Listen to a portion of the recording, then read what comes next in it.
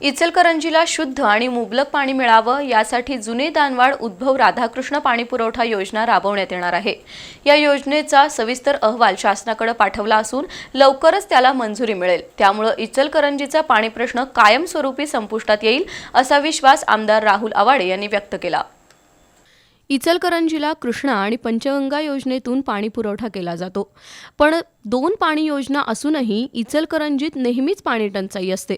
माजी आमदार प्रकाश आवाडे यांनी कुंभोज योजना आणि माजी आमदार सुरेश हळवणकर यांनी काळमावाडी तसंच दानोळी योजनेच्या माध्यमातून इचलकरंजीला पाणी पुरवठ्याचा प्रयत्न केला होता, पण नदीकाठावरील ग्रामस्थांच्या विरोधामुळे त्या योजना रद्द झाल्या।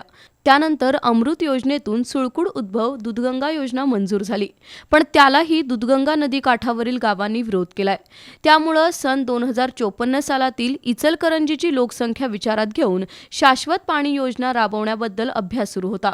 त्यातून जुने दानवाड हद्दीत पुरातन राधाकृष्ण मंदिर परिसरातील जागा निश्चित करण्यात आली।